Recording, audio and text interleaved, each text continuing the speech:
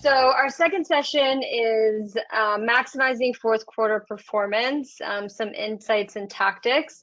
As I mentioned, I have Corey, VP of Integrated Media, Joe, VP of Data Science and Experience, and Catherine, our Senior Creative and Content Specialist. So thanks to you all for joining. Okay, it's officially crunch time. It's mid-October. Holiday season is just around the corner.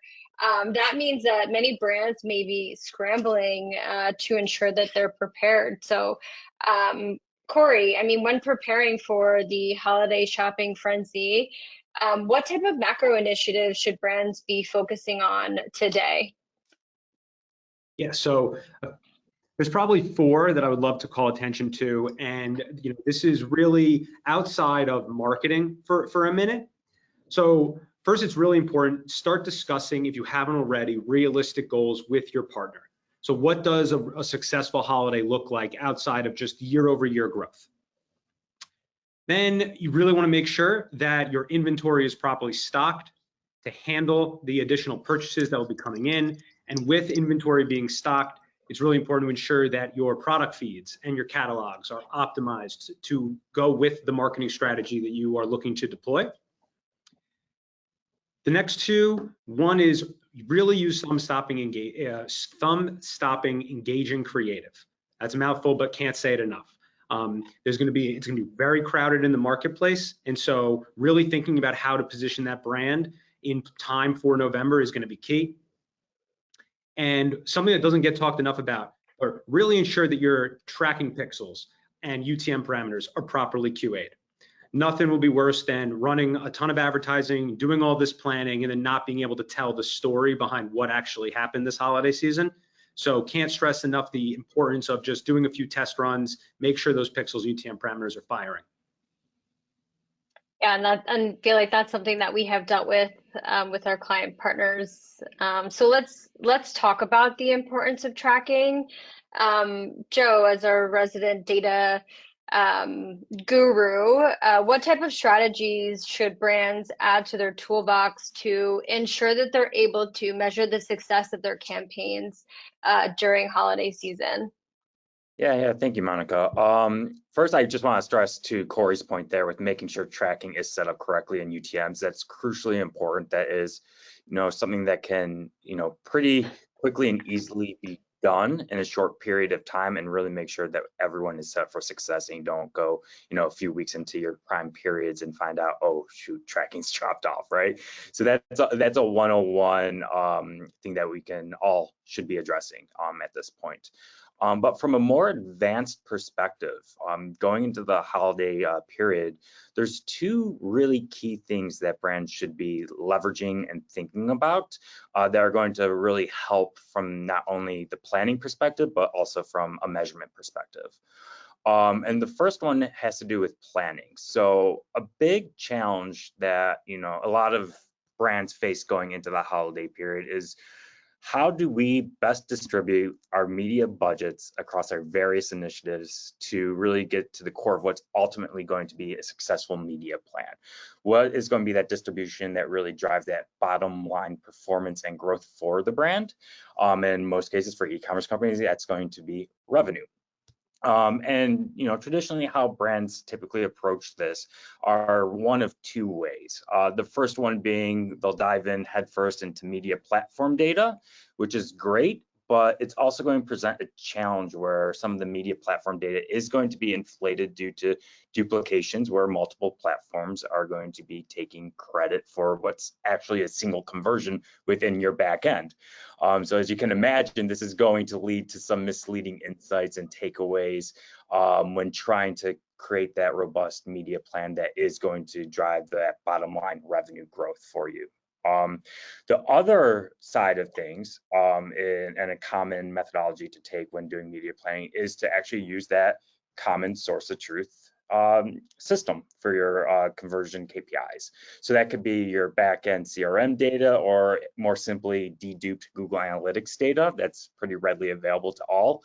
But still, there's a drawback with this. It's often only going to tell part of the story and will favor more so those lower funnel, more direct response initiatives, while largely undercrediting those upper and mid funnel tactics that we know are going to be important in growing your brand and, once again, driving users down that marketing funnel and creating growth.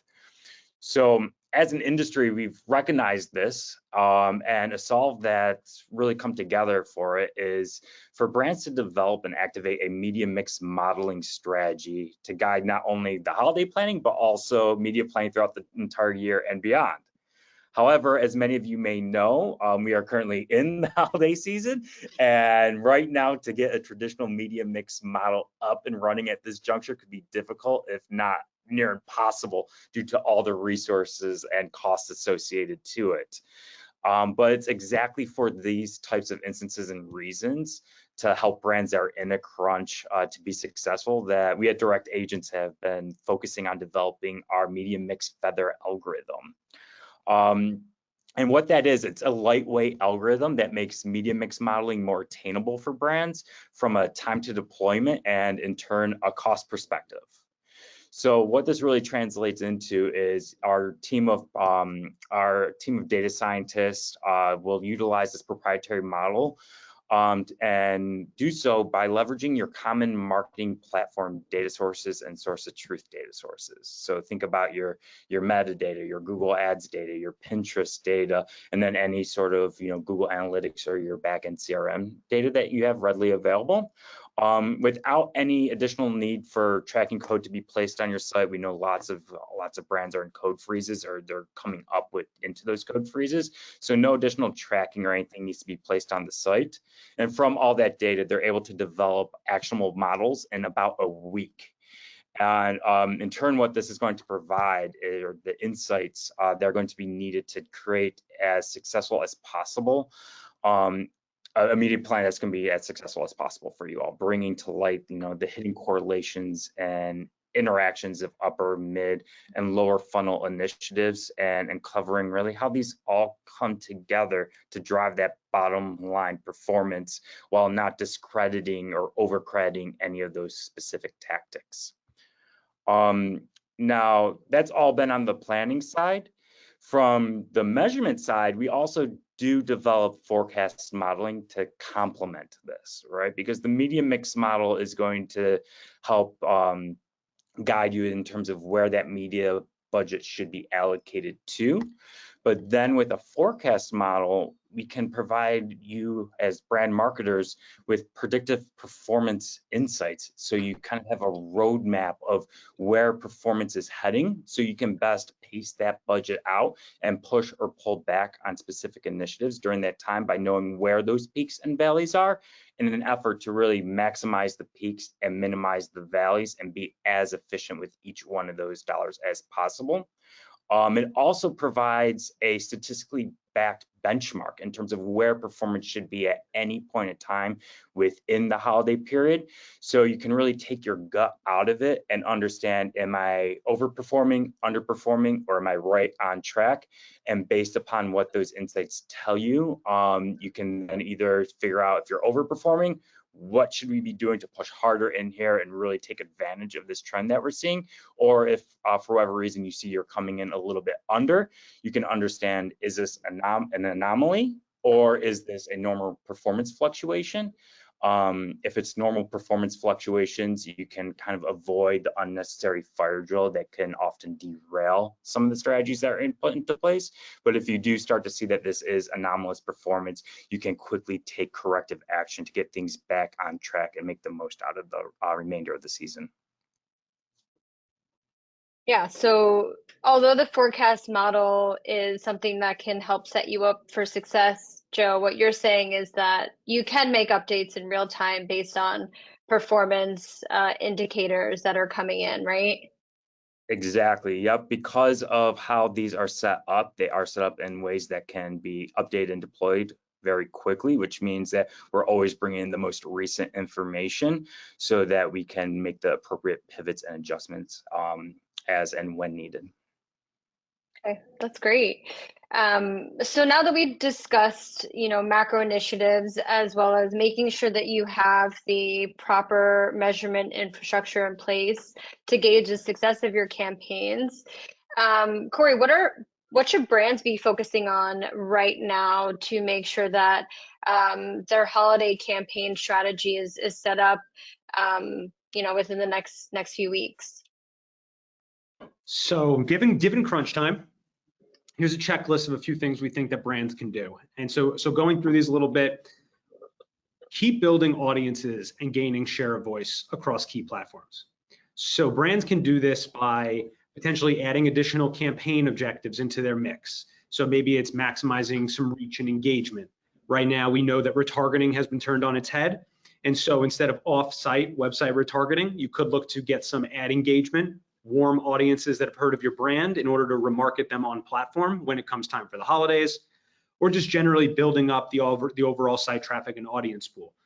This could also just be done in the vein of getting in front of users and building up awareness of that product. So it's more of like a mental reach than anything. Next is scaling strong performing ad groups now. So a big thing we see brands making, especially in the algorithmic driven world, is waiting last minute and then just over injecting their new budget into their ad sets. What's really important is you start scaling now. Instead of shocking the system, start slowly scaling up into what you know as your workhorse direct response channels, whether it be search, social, or anything else. And so make sure you're able to capitalize, you have the money invested, and you're starting to scale up where ad volume is expected to increase. And the last one, yeah, the last one, Monica just kind of, I know we were talking about it, so just to kind of go with it a little bit. So data is obviously really big. So me and Monica have been talking about this for a while now. And so it's really important to meet your audiences where they are. Yeah, and Corey, as you mentioned, it is something that we talked about in our previous webinar. You specifically were talking about how brands should really be doing an awareness push ahead of the holiday shopping season and really collecting that first party data. Given that we're, a few weeks away from those shopping periods, how do brands now take that data that they collected during the awareness push and leverage that during their holiday campaigns? Yeah, so we could do that a few ways. So for any brands that have sat through last webinar and have started to collect data, and if you didn't, while you did miss out, don't worry, you still have some time to capitalize. But this is really about leveraging your first party audience data, whether that's building custom lookalike models in your platforms to find prospective customers, especially in data-rich environments where potential signal loss is high on some interest targeting, leaning into those lookalikes could be very valuable. And also just using the first party data to re-engage historical holiday shoppers or anybody that has engaged with your brand over the year. This is that nice little mix of playing defense while really focusing on acquisition as well. Don't not defend your current customers at the expense of new, knowing every brand's going to go after them. So leveraging that first party data in multi-facets is really important. Next is also retargeting people that have engaged with your business on platform. So I just mentioned leveraging that first party data. But so for any users, anybody that's using, let's say, a meta ad and people are engaging, they're watching certain lengths of the video or they're just engaging with your page, make sure that you have an audience that is targeting those individuals and they don't just get left behind. And then while you're doing all this, make sure you're using the proper bidding models. We're in an algorithmic driven bidding world. Make sure that that algorithm is prioritizing in value-based bidding, et cetera, those types of customers that are more likely to convert that you know. And then to that point, something that can't be stressed enough is just making sure that the creative that you're using kind of also even matches some of this. So we hear about personalization all the time, but whether this is using an ad that says, come back and purchase, or something that brings familiarity to people like your first party data audience versus a completely new user who's never heard of your brand before. So not only segmenting and leveraging that data in those kind of three buckets, but ensuring that you have the creative to go with it is going to be really key this holiday season. Yep. And just to chime in there, Corey, you made up a really good point there in terms of leveraging first-party data. And, we've worked with a lot of brands, especially those with CDPs in place or customer data platforms that are mechanisms to really collect these robust amounts of first-party data. So think about like a Google or Adobe Analytics with a bunch of, targetable email addresses within it, for instance, right? So a great example of that is, being able to leverage that data to not only make those retargeting audiences, as you had mentioned, but also to create really high value remarketing and prospecting seed audiences. We've seen really great success with that in instances where brands have even created these high value seed audiences based upon their user data and found that the lookalike audiences used for prospecting have actually outperformed the retargeting audiences there. So it really just shows that the better the data is that you're bringing in also can enhance not only your retargeting performance, but can also enhance the impact that your more upper mid funnel tactics are going to have in terms of reaching net new customers and driving incremental growth through them. Yeah, Joe, actually something I didn't even say until you just spoke was for everybody out there, please also make sure you're refreshing your first party data. So just make sure that any audiences you're actively leveraging have been completely refreshed in time for holiday and you're not using outdated audiences. That's a good point, Corey. So we have our checklist, we have our measurement piece. Let's pivot to social commerce. So Corey, another thing that we talked about in our last webinar was really the growth of social commerce. And I imagine it's going to have a big impact for brands during the holiday season. We would be remiss if we didn't talk about TikTok and how TikTok is really fueling that growth. Talk to me about TikTok. Talk to me about how to leverage TikTok for your social commerce growth during the holiday season. Yeah, before we pass it to Catherine to talk about some creative examples, because you can't talk TikTok without creative, and also we've also mentioned how important the creative is going to be to match the audiences. There are some key things we could do on a media buying perspective. Now, two important things as almost like a why, especially for any brands out there that have struggled or are actively working on getting us, TikTok to perform, is going to be that number one, we've all heard social commerce is big. TikTok is supposed to fuel that growth this year. As we can see on the slide here, 29.8% of social commerce is expected to grow, primarily driven by TikTok, number one. And number two is Gen Z is actually using TikTok as their preferred search engine. So it's going to be really important to play in this space this holiday season. So some things that we could do from a media perspective. Number one, make sure you're leveraging the creator tools in the platform. Really important to tap into trending sounds. We've noticed a lot of brands building great creative for the platform, but missing that sound element. And that's very important in a sound first environment like TikTok. Lean into those trends. Make sure you're building holiday aesthetic ads. So going to be real key, not only of course it's holidays, but any way you could, kind of lean into it, make sure your brand is doing that. And then in addition to that, educate your audience. So this is really important to lean into actually leveraging the holiday aesthetics, the trending sounds, checking those TikTok boxes, but make sure you're educating consumers around how your product or service can help them solve their problems. Yes, people are more willing to purchase than they normally are because it's holiday season. With that said, if every brand is reaching these users, what about your product can help them in their day-to-day life that would make them want to make a purchase and become part of that brand? And then ensure that TikTok Shop is set up properly. This seems like an easy one. I saved it for the very end because it's just don't overshoot how important it is to ensure that your TikTok Shop is optimized. It's possibly the very first time that a lot of brands actually have TikTok Shop going. And so we've been helping a lot of our clients navigate how to properly set those up and just make sure that we're checking them for everybody. So if you're a brand out there and you really want to have somebody just look under the hood, definitely feel free to reach out because it's something really important.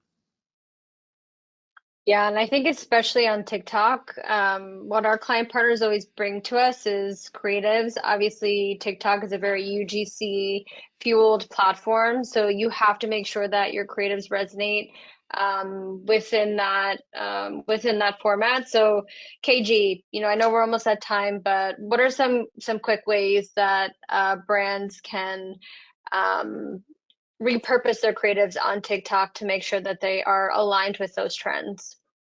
Yeah, absolutely. So when we're designing for TikTok, it's all about making sure that we're designing content that's optimized for the platform, but then also in line with your brand. So on the next slide here, we have a couple examples of two brands who were able to leverage their existing assets for a TikTok campaign. So on the left here, Gucci.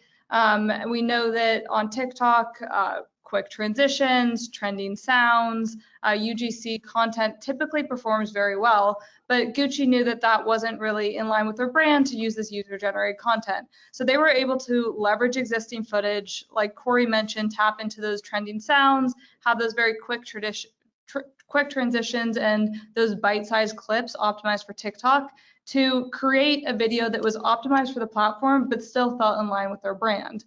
Versus on the right here, Ilia is a makeup brand that is able to be a little bit more playful with their content. So create content very efficiently by having this more casual, approachable aesthetic to the content that they're designing.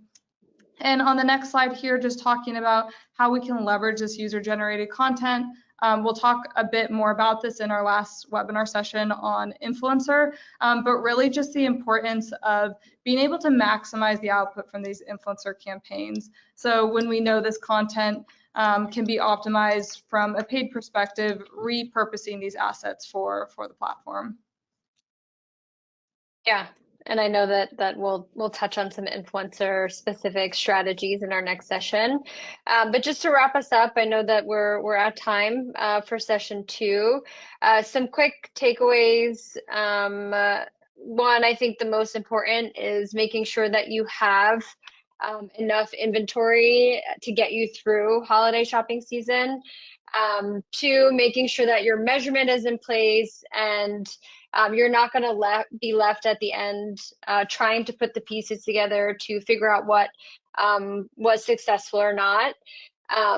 3, first-party data. I know that we have touched on this a bunch, but making sure that we are leveraging all of the first-party data we can for lookalikes, for retargeting, as we know that is really most efficient in driving revenue. Making sure that your tried and true DR channels are properly funded. I think we get asked this a lot, what other channels what other channels should we expand to for our client partners? But really your first question should be, are we maximizing our current output of our tried and true channels? 5, making sure that we're leaning into TikTok social commerce trends. Again, we understand that is what's driving social commerce growth overall. So making sure that we're leveraging TikTok to win in that area.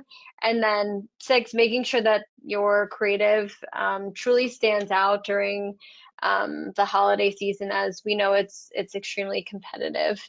So I want to thank my panelists here, Corey, Joe, Catherine. Thanks so much for joining me. As I mentioned, if anyone has any questions, feel free to email them to us at marketing@directagents.com. Corey and Joe, I'll let you guys both go, and Catherine and I can move on to the next session.